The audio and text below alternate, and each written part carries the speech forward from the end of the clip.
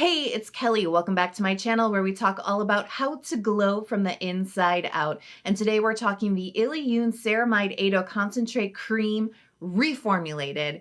That's right, it's happened yet again. I have been a fan of this moisturizer since 2019, and this is my third reformulation that I have lived through with this. And you know that this is my holy grail moisturizer. So many of you have been asking, since this was reformulated earlier this year, what do you think? What's changed? Is it still your holy grail moisturizer? And I'm about to answer all of those questions for you in this review. And hey, if you love K-Beauty and you love the Illiyoon moisturizer, don't forget to hit subscribe if you haven't already. Come join our skincare community.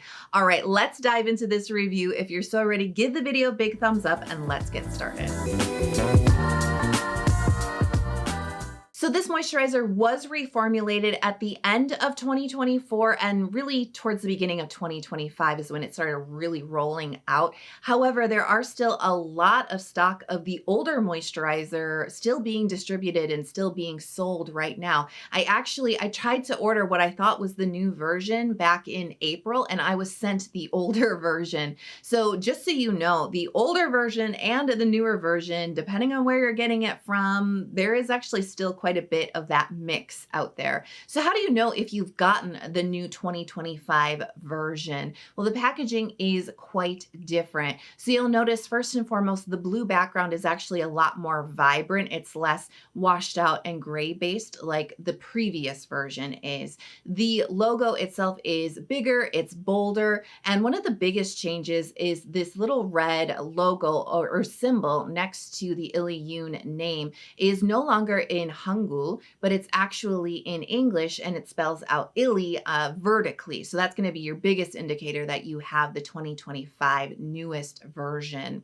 The new bottle also states that the moisturizer contains soy, ceramide, and madecassoside, and that was not on the older packaging, and also gives a little bit of a hint towards the ingredient changes in here. So let's dive into the ingredients. So as the name suggests, this is a ceramide focused moisturizer, and we do have ceramide NP all the way at the bottom of the ingredients list, and you can see that they're stating that there's 4 parts per million of ceramide NP in this moisturizer, which is not very much at all. And you may be a little bit disappointed, like there's not even ceramides in here, but the ceramide NP has never really been the full story of the ceramide content in this moisturizer. Illiyoon has always used pseudoceramides or lab-made ceramides, and they actually appear under a different inky name that's less recognizable to us if we're searching for the word ceramide. So this is where one of the key differences has changed, because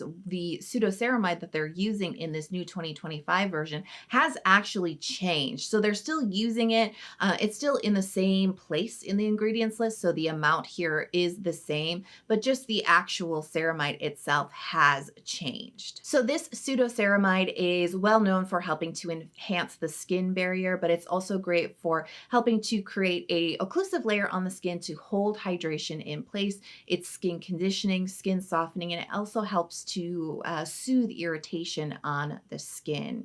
Now, another change here is madecassoside. As I mentioned, it's right there on the front of the tube. Now, this is definitely for marketing purposes, right? Because madecassoside, ceramides, these are all very recognizable ingredients that people do want in their skincare routines, very well known. And madecassoside is the biologically active compound of the centella plant. So you know centella is well known for its anti-irritation benefits, soothing, anti-inflammatory benefits, wound healing abilities, and that is found and concentrated in the biologically active compounds. There's actually 4 in centella, but madecassoside is one of the best known for its soothing properties. And so they do use that madecassoside here in the ingredients list. It is lower, but that's absolutely okay because it is such a concentrated molecule rather than the extract, which can be quite diluted, right? You get a lot of concentrated benefits it's in a small quantity. So that's actually a new addition. They weren't using any centella content in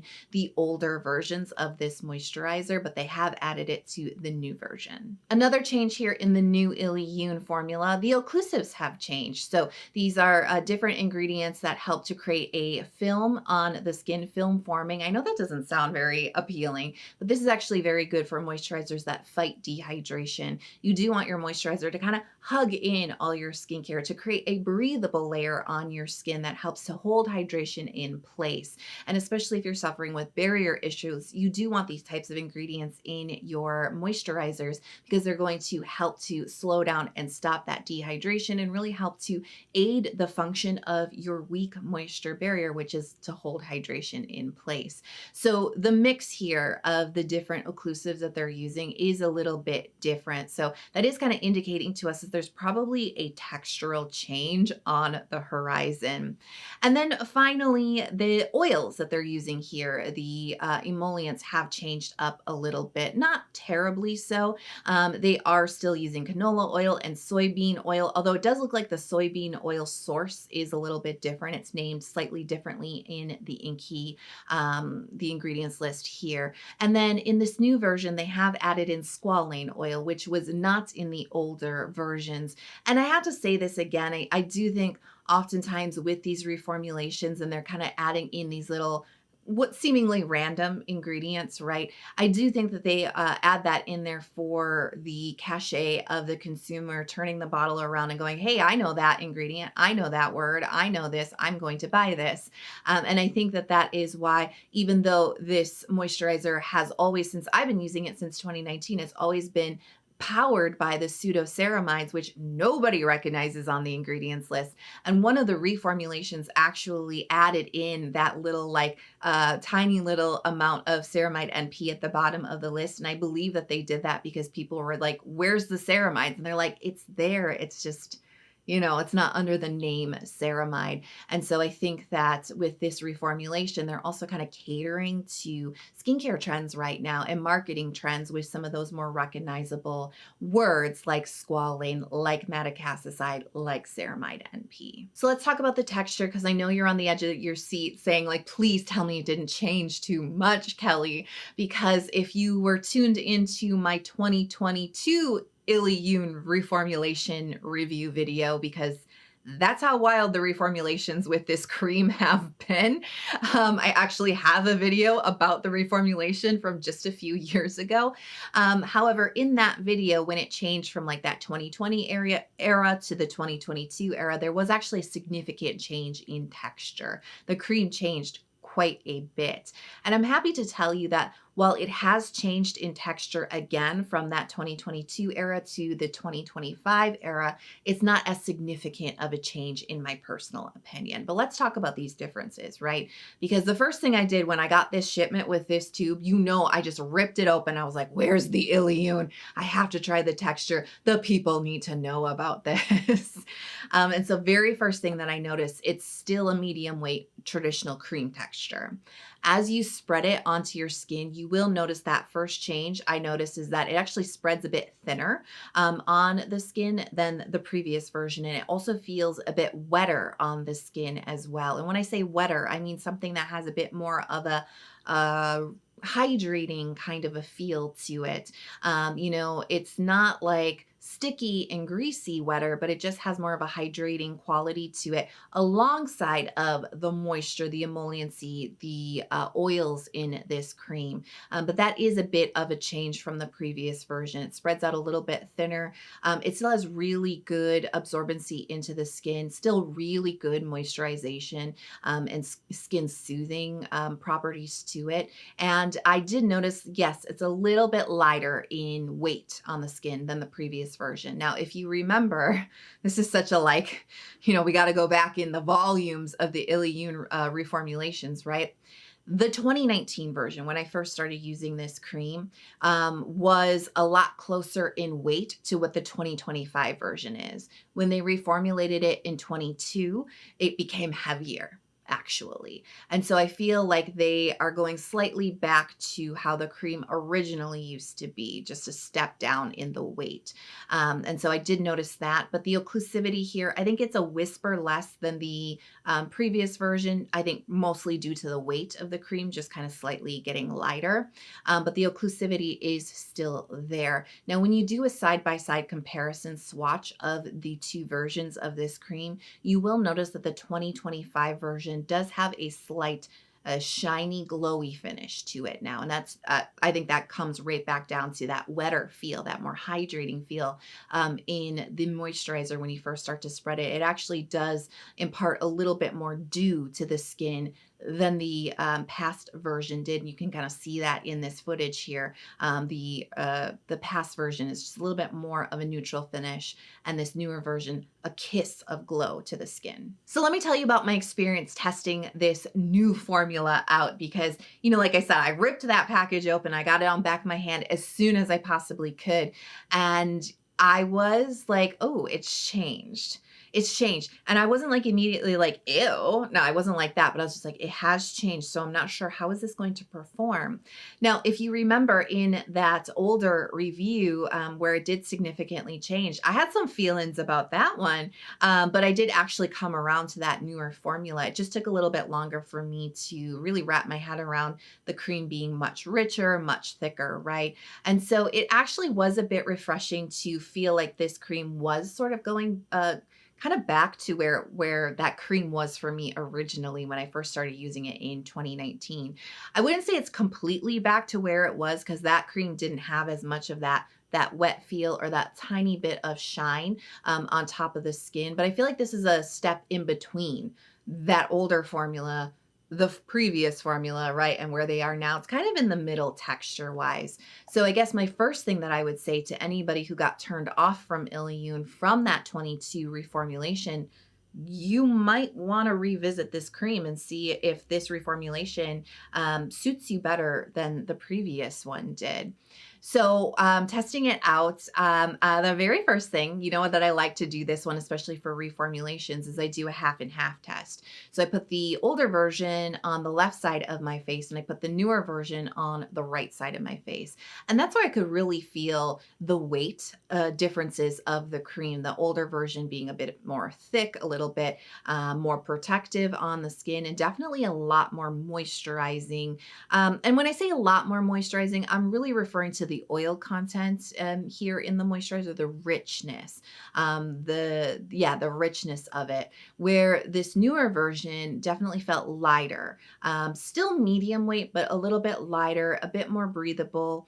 Again, there's a little bit more of like a hydrating and moisturizing balance.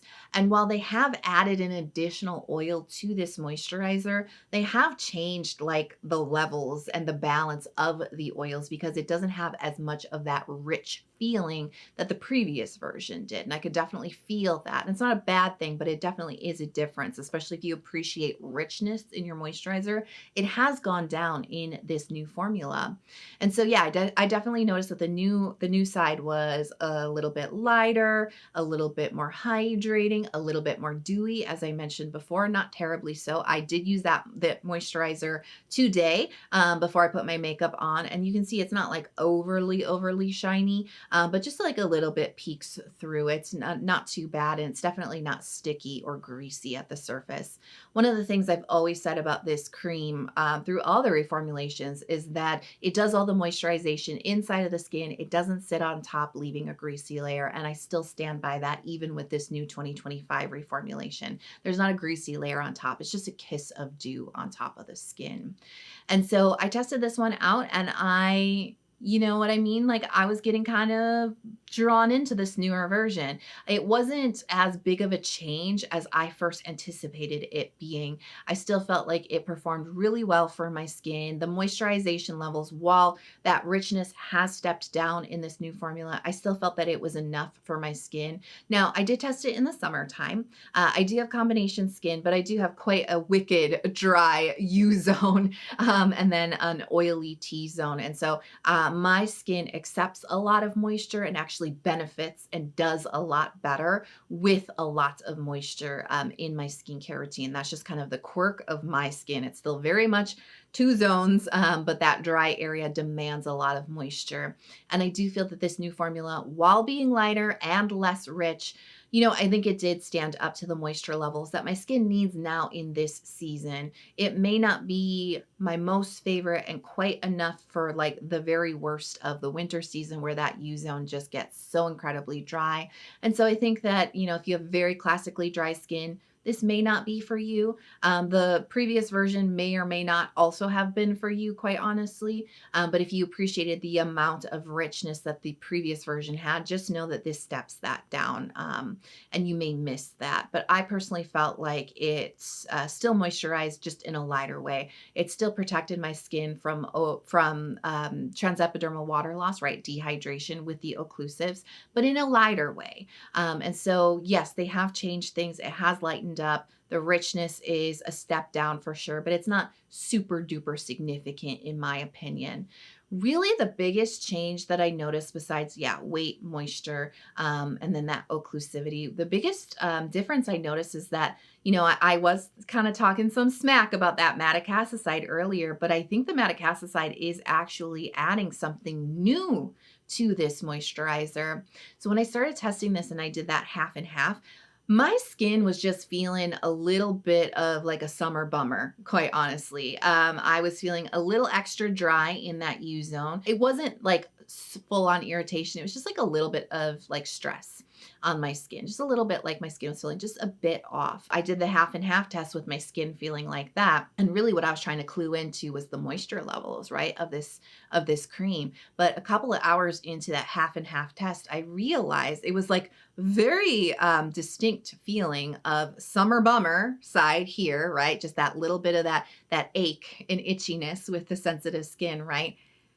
And a lot more calm, completely like one side of my face, a lot more calm, a lot more chill. That irritation had just very slowly, it wasn't like on contact or anything, but very slowly had just kind of faded a lot more into the background of my skincare noise, right? My skin noise, right? It was a lot more calm. And this side was still a little bit loud. It was still a little bit itchy, still a little bit uncomfortable. Wild, right? I was like, something weird is happening to my face. I didn't actually like put it together right away. I was like, what's going on? Oh yeah, you have the half and half thing going on. I was like, oh, the madecassoside.